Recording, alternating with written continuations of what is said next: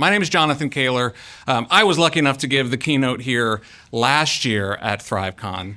And I am so excited to be here to introduce this year's keynote speaker. I am amazed by how life-changing moments can happen in the most ordinary experiences. And that happened to me in the summer of 2024 over coffee on a Saturday morning when I met the founder of Jacki Grace Coaching. Little did I know at the time that this woman had the answers and the tools to so many of the things that I had been struggling with through much of my adult life. And so much of the man that I've become over the last 12 months, I attribute to the work that I have done with Jacki and the things that we've worked on together. And so I am beyond privileged to kick off the 2025 ThriveCon and bring up my peer, my coach, my cheerleader, and most importantly, my dear friend, our opening keynote speaker, Miss Jacki Elsom.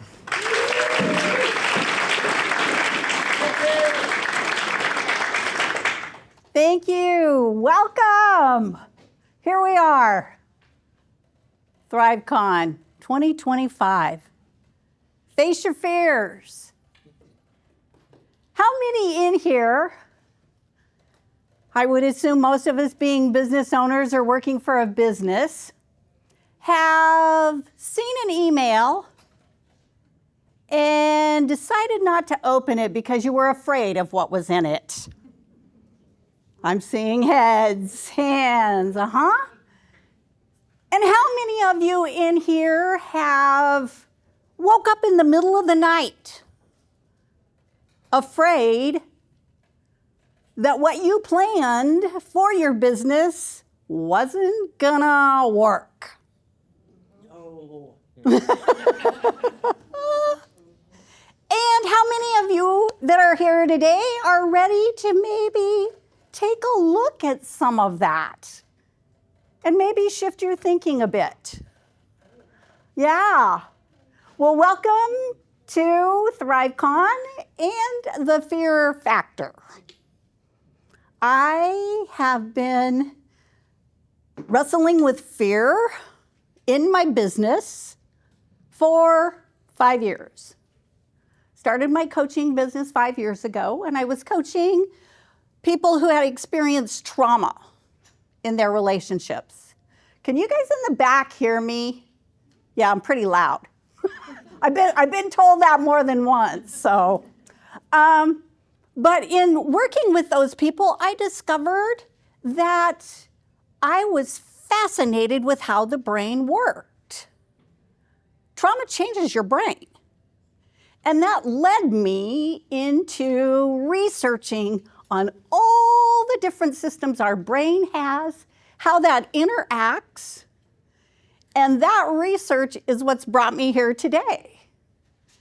Because we're all going to face fears, but it's how we perceive it that's going to make the difference. Fear used to come in my early days, and I felt like this little tiny soldier in a little tiny boat on this huge tumultuous sea. But as I began to learn about the different systems, I started applying some of that to my life. Then one day in my research, I had a life-changing moment. Anyway, it was for me, because in neuroscience, I found out you don't have to give power to every thought you have. Now, I don't know if anybody's ever told you guys that, but nobody had ever told me. And I not only not give it power, but I could actually change it. So I started applying what I had learned. And one of the systems is called the reticular activating system. It's our brain filter, right? It decides what's important for us. We're all sitting here, and hopefully you guys are listening to me, but If we were quiet for a moment, there's the heater going on. There's a hint of music in the background. Our brain is filtering those things out so we can focus on what we think is important. So between learning I didn't have to give power to every thought I had, and I could set my intention on what to focus on, my whole world began to change. It was like I stepped into a new dimension. I was deciding how I wanted to handle fear instead of letting fear tell me what we were going to do. A great example of that was this morning as I was getting ready. Guys, I've been practicing this speech for a month. 9:30, because I looked at the clock. I slept 9 hours last night, slept well. But at 9:30, my brain went off. And it went off into survival, because that's what fear is, right? We're going to, let's do this, head off into what fear factor really is. When my brain went off, it wanted to tell me that this was dangerous, right? People are going to criticize what you say. People are going to sit there and judge you. People are going to not want to hear what you have to say. Well, I've been doing this long enough, I'm like, aha, I know what this is. This is survival. So, what if fear was potential? I told my brain, okay, thank you. Thank you very much for wanting to keep me safe. But here is a potential for me to share my mission that I feel in life, and that's to tell as many people as possible they don't have to be subject to their brains. So we can reframe fear. We don't want to get rid of fear because it is part of our survival brain. If a car is coming at you, you want your amygdala to go off. You want to be flooded with cortisol and adrenaline so you can get out of the way of that car.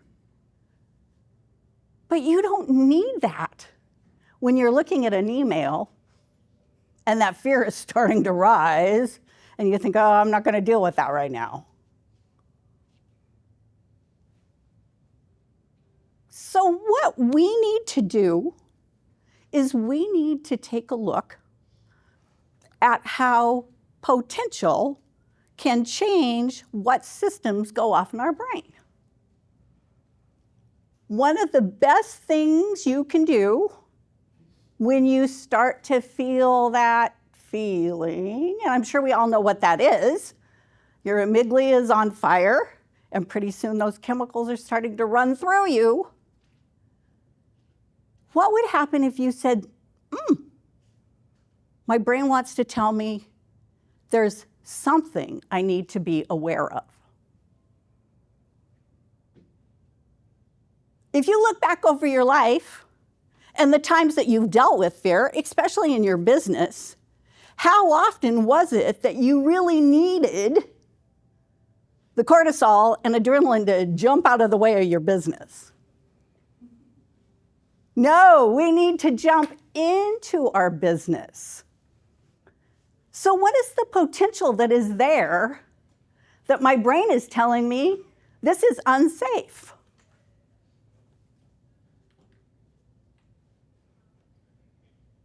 Maybe it's our own perception. We're deciding how people need to respond to us.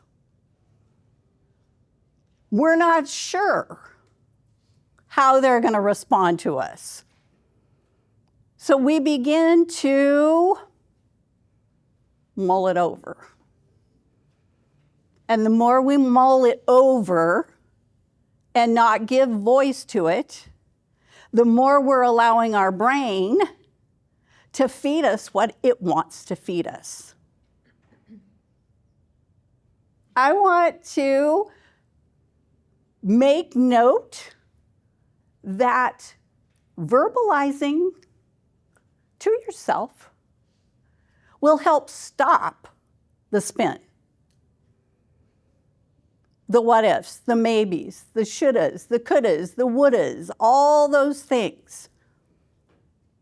As long as we give it place, it knows it's in charge. Ha ha, I got him now. And I felt like that's what my brain did this morning, because I didn't stop it as soon as I should have.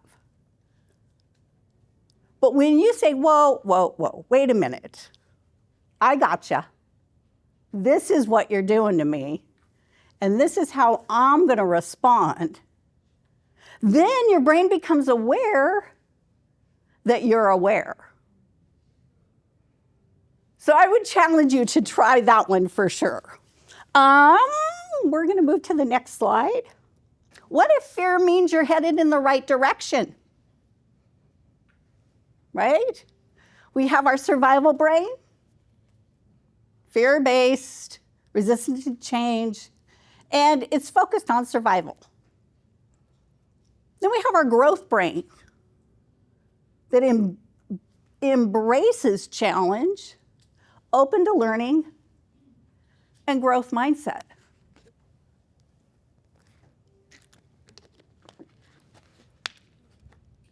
Is fear really fear in our business? Or is it uncertainty? The next thing I learned about our brains, besides the reticular activating system, is it hates uncertainty. It will go to any and all expenses to make sure there's certainty in there. I think memories are a great example of that, in the fact that we only remember a small, small part of a circumstance or a situation. Our brain cannot hold all the information of a situation or circumstance that we've experienced in our lives. So our memory is a little tiny bit, but it's just enough for our brain to bring certainty in and make up the rest of the story. Have you ever experienced being with someone, having an experience, and then maybe a year, 2 years later, talking about that experience, and they remember it completely different than you? It's like, what happened there? We were both there. Why don't we remember it the same way? Well, now you know why. Your brain's making that up, right? It will do that to bring certainty. Well, when you're growing, you're not certain. What happens in our brains is confusion wants to come in. I was sharing with someone just the other day, when you're trying to learn something and you're studying really hard and you're really focused, how many have gotten to a spot in that focus that you get frustrated? This is too hard, right? That's because your brain can't keep up with the information that you're putting into it. On the same note, how many times in that frustration have you gotten up, maybe gone and got I'm going to be kind, a cup of coffee, kind of took a break, and when you came back, it was like, oh, yeah, okay, now I get this. Because that break gives your brain enough time to digest what you've put into it. You keep going past that frustration, and soon the frustration will either turn to fear. It'll start telling you you're not smart enough, you can't do this. And your amygdala will go off because now you're not safe, all those chemicals are released. Or you'll go into anger because that's its fight back system. You're not doing what I want you to do, so I'm just gonna set you up for anger. So that is why growing our brains is difficult. We live in a world that is full of information. We think more information in, the better. Actually, what we're doing is we're overloading our brains. We've all heard, don't be on your phones before you go to bed, right? Because of the light and the way it changes your circadian rhythms. Have you guys heard that? Yeah. Actually, maybe it's because you need output before you go to bed instead of input. What would happen if you took the end of the day and reviewed the things that had happened? Instead of adding more things for your brain to try to sort through as you sleep. That's what happens with children. They learn quickly. Why do they learn quickly? Because they're a sponge, but they also get to nap. And yes, I'm giving you all permission to nap. I've always wanted somebody to tell me to go to my room and nap. So I give you permission because that is how they can assimilate what they're learning. All those naps, their brain is processing and putting all that information where it needs to be. So that's another challenge I want to leave you with in the evening. How about a brain dump instead of continuing to add to it? I want to introduce an exercise we're going to do that can help us change our fear to fuel. Now, when I picked that title for this exercise, I have to be honest, I hadn't looked at the rundown of the workshops and the Mad Lab and everything that everyone's doing. And when I did that last night, I went, oh, there's a lot of fear to fuel in there. But isn't that exciting? Because we can make a decision on how we want to take the next couple of days and the information we gather and assimilate it as we go forward. So let me tell you about the fear to fuel. And I'm going to use my notes for this. The very first thing when fear comes in, adrenaline, cortisol, amygdala is on fire. Where am I at with my time? Oh, we're good. The first thing that happens is your frontal lobe, which is your reasoning, your logic, your problem solving, goes offline. So when that feeling comes or the circumstances is telling you it should be there, the first thing you need to do is notice it. Now, our brains are very tricky. We think that the response is fear. But sometimes fear will hide itself. Sometimes it hides itself in your calendar, right? Let's fill that sucker up with things to do. But none of them move the needle. It's all just busy work. Sometimes it will hide as perfectionism.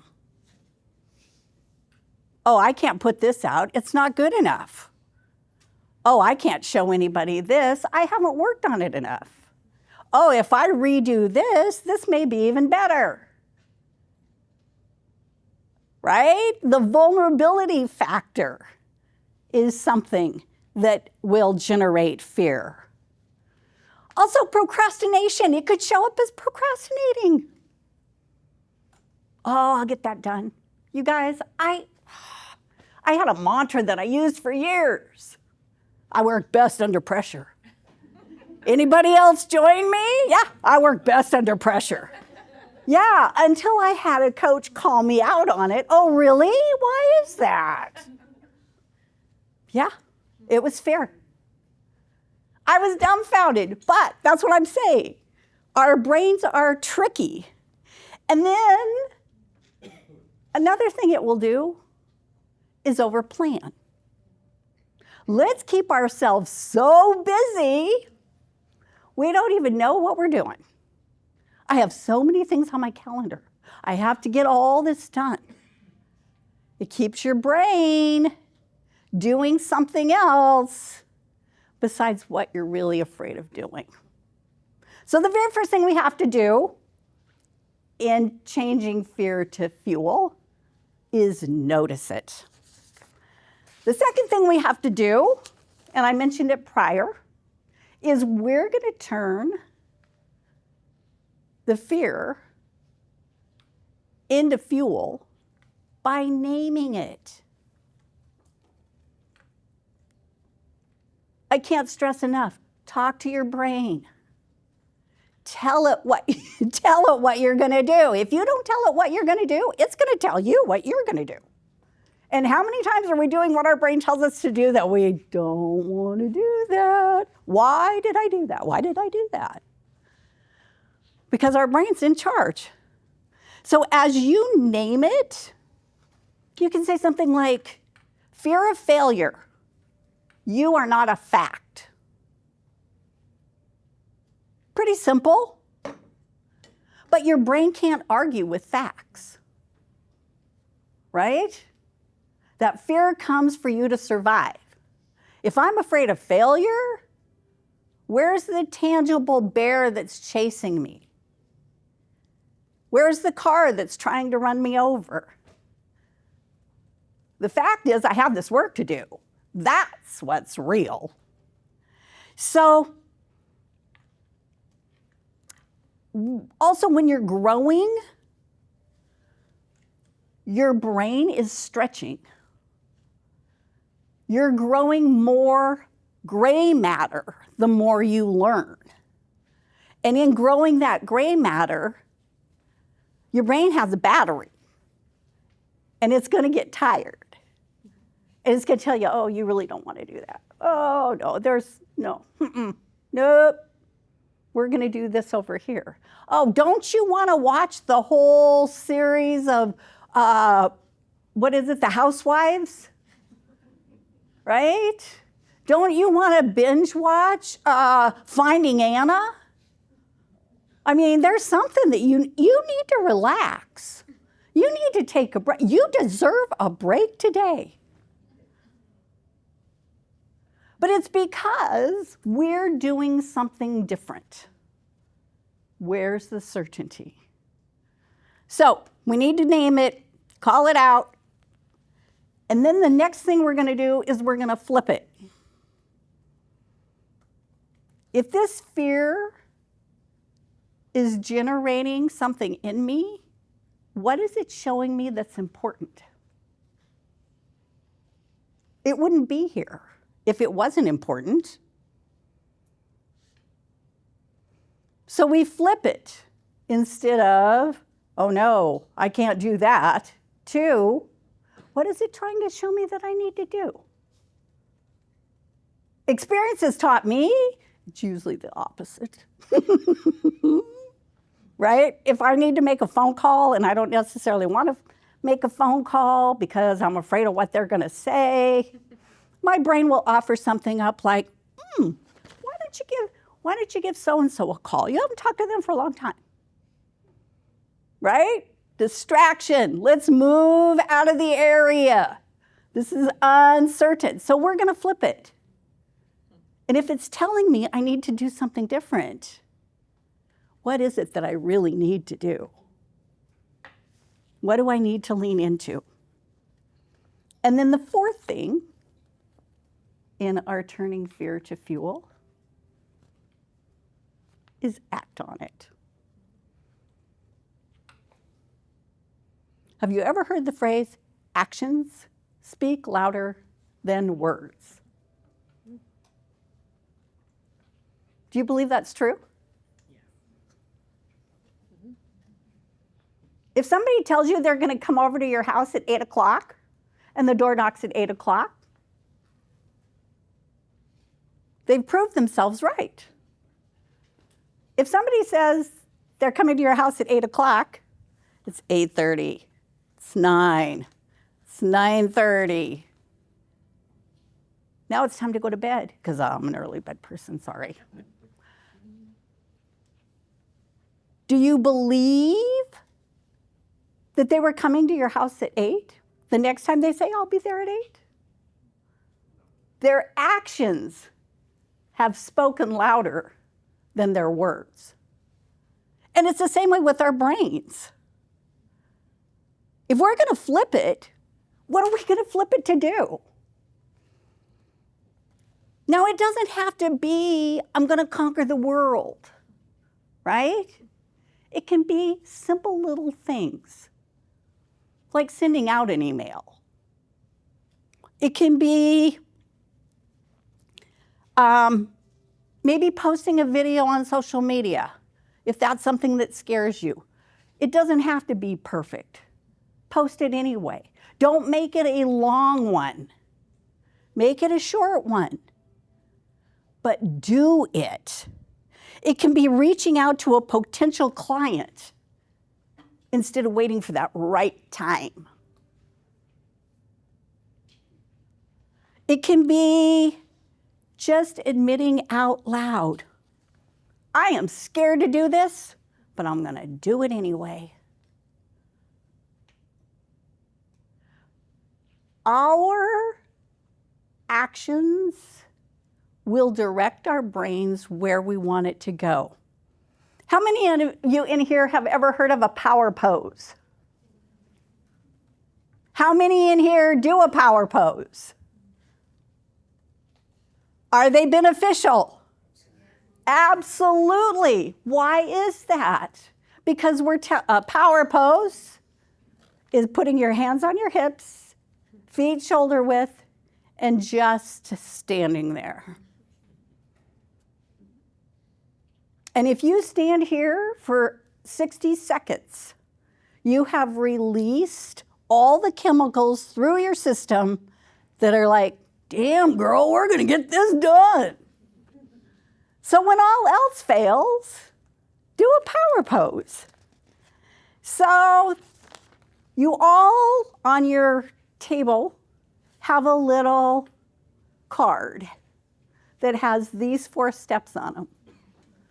I'm going to ask if anybody wants to volunteer to walk through these steps. I can't believe there's a rush to the front. It's all right. I can only take one. Great. Great. Let's do this. Sure, that would be great.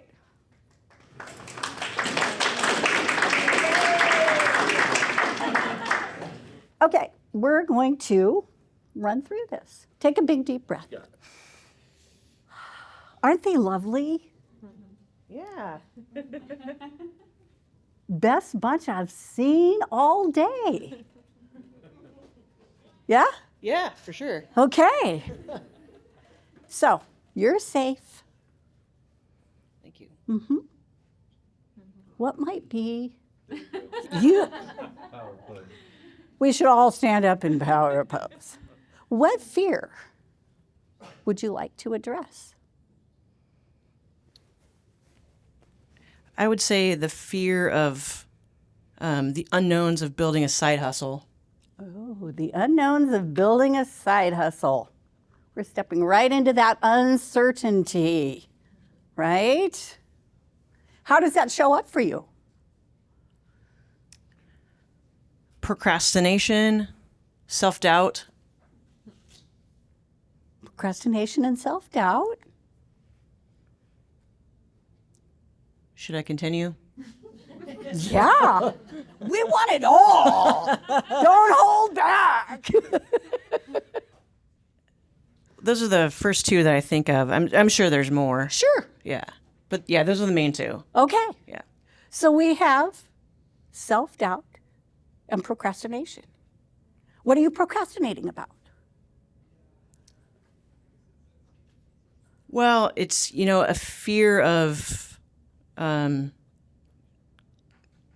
coming across as not being good enough to do what I'm trying to do, and it's kind of it's a very social media driven side hustle, and so it's very public. So it's easy to be fearful about it because I'm performing, right? Yes, yes. And if you had to put a name to that fear, what do you think you would call it? And it can't be Clyde or Samantha, not that name. Okay. Travis?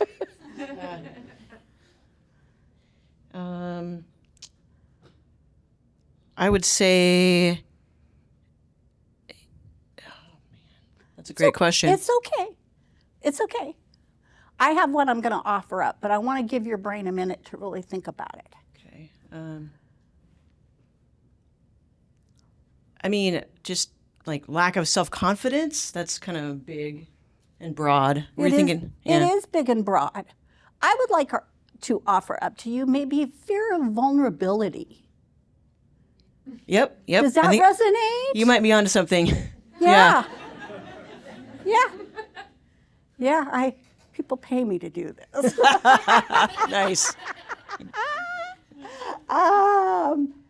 So, with the fear of vulnerability, how does that feel? Does that feel like that's right? Yes, I think that's a big part of it for sure. Yeah. Okay. So, how could we flip that? Well, I could remind myself that a lot of people are doing and have done what I'm attempting to do, and they've done it successfully. I'm spitballing. Yes, Flip please. Here, I'm going to look at the cheat sheet. Please. Okay, so it's a fear of vulnerability, a fear that if I put myself out there, I won't get the results I want. And so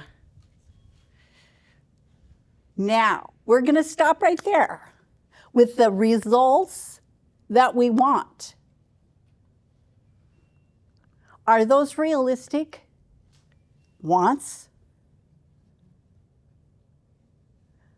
Oftentimes, this is where our brain gets tricky, you guys, because we'll set those goals. This is what I want, but we have to act before we get there. So it will show you, one video is not going to get you where you want to be. So we hide behind that procrastination because our goal is bigger than what we really need to take a small step to move it forward. Does that make sense to you guys? Yeah, my brain does that to me often. Yes, we all have normal brains. If you're like, congratulations. We all have the same systems, and our brain's job is the same, to keep us alive. Right? Okay. So how are we going to flip that? So we're going to think, you already told me, we're going to realize that other people have done it and been successful. Did they start out successful? almost certainly not. How do you think they started out? One small step at a time. One small post or video at a time. And what's the last step we do? Number 4 is? Act on it. Okay. Right? One So- small post, That's right. one small video. and then repeat.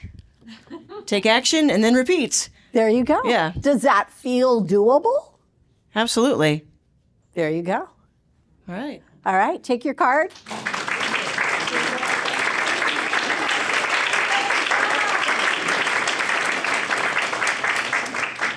So the cards that you have, you can take with you through the rest of the conference because we're ready to face our fears, right? Or we wouldn't be here. We knew what the topic was. So I wanted to give you some success stories because it all sounds like fun and games till somebody gets hurt. And the truth of the matter is, I had a client, I'm going to call him Kelly, who was afraid to raise their prices, right? If I raise my prices, I'm going to lose all my customers. If I raise my prices, I won't get any new customers. So we worked together a bit. He discovered what his fear was, fear of losing his business. And we went through these simple steps. When he finished, he discovered that in the process of naming and flipping, that he was seeing marketing opportunities that he had never seen before. Because he was shutting down his amygdala that was telling him, you're gonna lose, you're gonna lose, you're gonna lose, and turning on his reticular activating system to look for things for him to show him that raising his prices was not gonna be a loss. So he rose his prices. He not only got new customers, he got better customers that were more valuable to him than the ones that dropped off because he raised his prices. Now let me give you a story about somebody you probably know. Sarah Blakely. We've all heard the story of Sarah Blakely, right? She's a billionaire. When she started, her biggest fear was that she was going to be embarrassed. I mean, let's talk about the fact she was creating underwear. I'd be a little concerned about being embarrassed too, right? But she let that fear propel her to find manufacturers. And when she pitched to Neiman Marcus, one of the biggest retailers in the States, do you know what she did? Anybody know Sarah's story?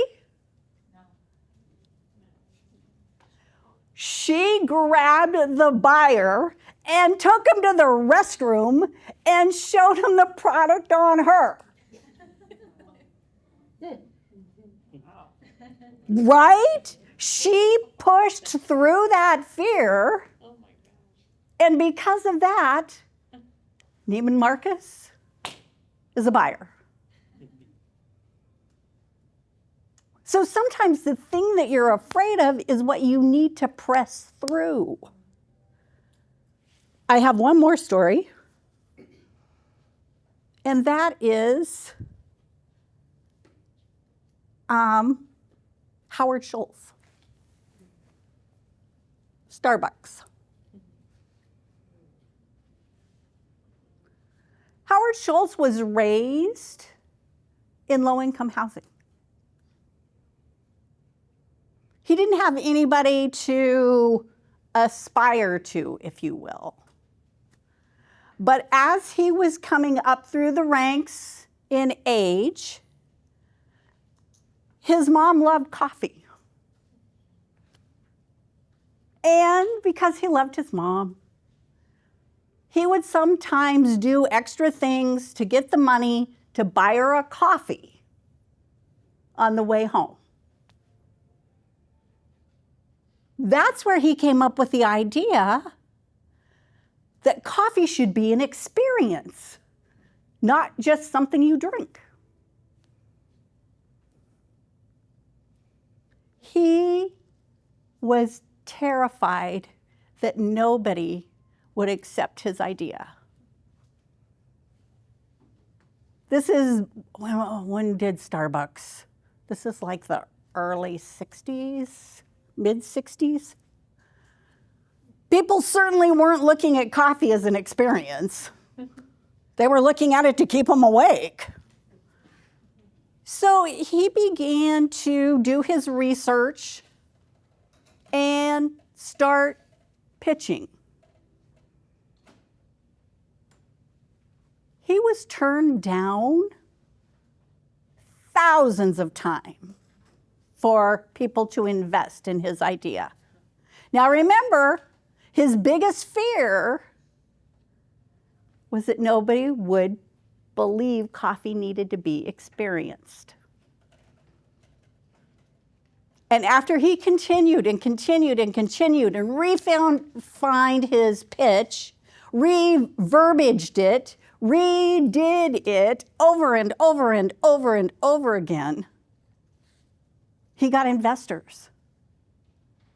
And today, there's over 38,000 Starbucks globally.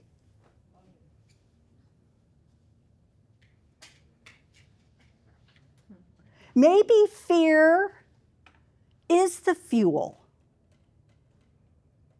Does it always have to be danger? Our brain wants us to think so. You betcha. And the sooner it can get you to stop, the sooner it's not going to have to do the work that you want it to do to get you where you want to be. The only thing that stops you between you and your success is what you think. And you guys, I am so convinced of that. That is why I am standing here this morning. We can push through. We can do our power poses. We can overcome those things that are trying to stop us. That was my soapbox moment. Thank you. So, I'm a little early, but that's okay. As we go through to our breakouts and our sessions and the networking events that are planned, carry that lens with you as you go. What would happen if I just challenged this fear? What would happen if I could notice it, give it a name, flip it around, and do one small action? What would happen?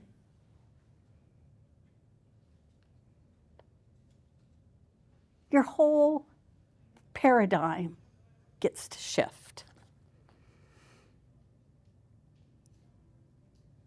A couple of questions you can ask yourself is, what is this fear trying to activate in me? Our emotions are signals. Do we ever take the time to really just sit with them and hear what they have to say? I think fear is a big one that talks loud. And what would be the next version of you if you push through that fear? As we grow, we become different people. Who would I be? Who do I want to be on the other side of this fear? We don't need to be fearless. We just need to learn how to walk with it. As you guys have sat here and listened to me, has anybody thought of one small step they could take? Yeah. Anybody want to share? Please. I'll just say smaller dreams, smaller goals. Smaller dreams, smaller goals. This little steps as you climb up your ladder. You bet. Thank you. Anybody else? Yes, ma'am. I like the idea of calling it out and then, identifying it and then taking away its power. Right, calling it out, identifying it, takes away the power.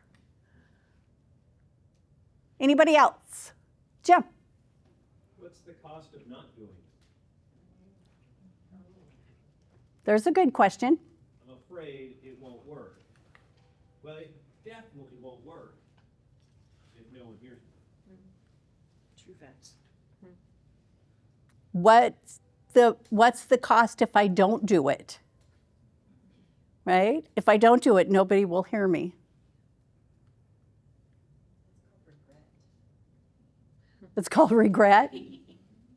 I don't know who said that, but I heard it. Yeah, that is what it's called. Anyone else want to share? Yes. I say if I have a big complex task that I'm afraid of and I'm putting it off, I'm going to give myself 30 minutes just to dive in, and if I can, just basically start, like spend 30 minutes, and then from there it's like, okay, I can continue on this. Yeah. Start. That's a great word. Just start. Give yourself 30 minutes and see where it goes, and then go from there. I want to leave you with this. Fear is not as big as it appears. It's kind of like your rear view mirror. Objects in mirror are bigger than they really are. I often think of fear as not Alice in Wonderland. Toto, help me. Wizard of Oz. Thank you. In The Wizard of Oz, Oz was the great and terrible, right? He was the one that was going to get Dorothy home. All-knowing, all-powerful. You guys, our brains want to be Mr. Wizard. It wants to be all-knowing, all-powerful. But we can be Toto and grab that curtain and find the itty-bitty little man that's behind the great and terrible Oz. And we can have a logical conversation with them. I don't know about you all, but that has changed my life to the nth degree. That I can just sit down and have a conversation with my brain. And we talk about what it wants to give me and what I need for it to give me. And sometimes I win, and sometimes we find middle ground. But at least I can talk to it. He is not the great and knowing all Oz. So, maybe, just maybe, fear isn't a wall. Maybe it's a door. And I'm going to put a stake in the ground right here, right now, as you guys go through the next couple of days, that you're going to pick up the keys to walk through those doors. Thank you so much for your time and attention. I'm a little early wherever Kim is, but I'm going to close it down. So thank you.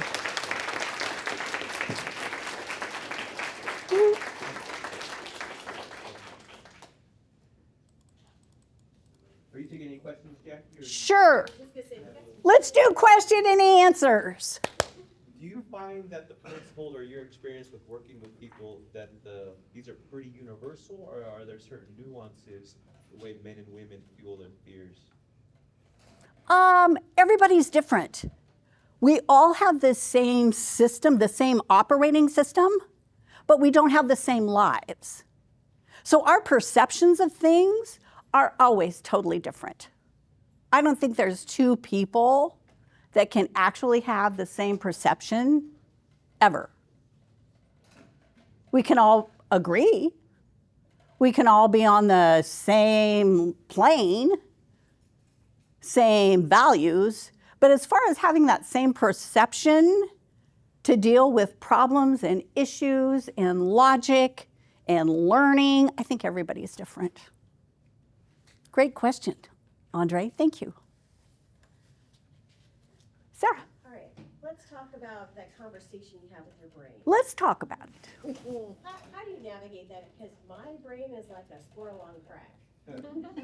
So trying to have a conversation with it can be challenging at times. Uh-huh. So, just being honest. Of course.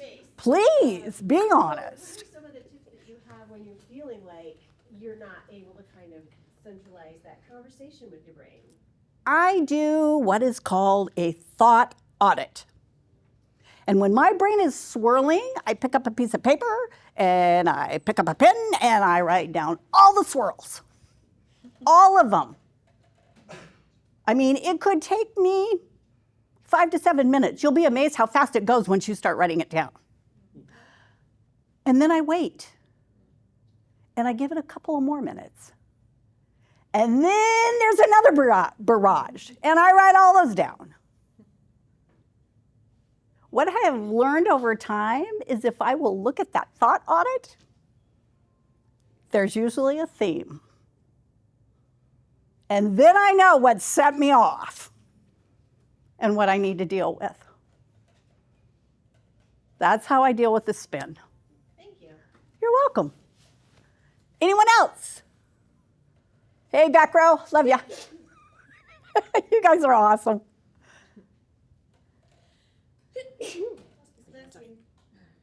Bless you.